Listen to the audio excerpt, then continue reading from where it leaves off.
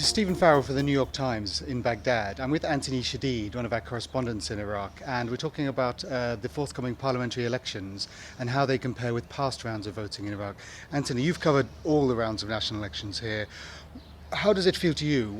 How does it compare?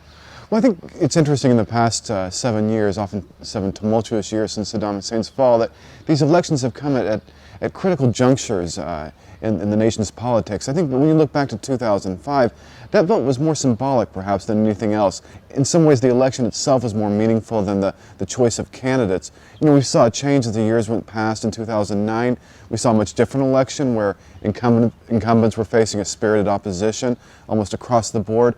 We saw buy-in from groups that had set out the 2005 vote, take part in the 2009 vote, and now I think we're seeing something perhaps just as momentous in 2010. It's coming at a critical moment in the country's history as the Americans withdraw, as institutions are trying to be constructed, and the results themselves are as unclear as perhaps any time in the past 7 years. Purple Finger Day was the symbol that everybody remembers back in the first vote in 2005, but what followed it was not what people were hoping for or expecting. That's right. Elections, especially in Iraq and especially these past 7 years, they've often exacerbated divisions rather than bridged them.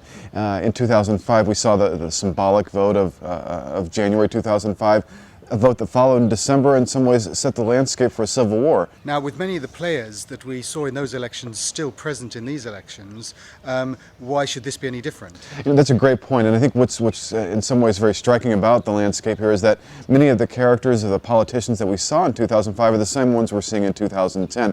There has been a realignment of forces. There have been jockeying of coalitions, new partnerships formed, but the candidates themselves, people like Ahmed Chalabi, people like Ibrahim Jafari, they were there in 2003 and they're still here in 2010. Who do you expect to be Prime Minister? It's a tough call. You know, there's Prime Minister Nouri al-Maliki has the power of incumbency that gives him great leverage in this election.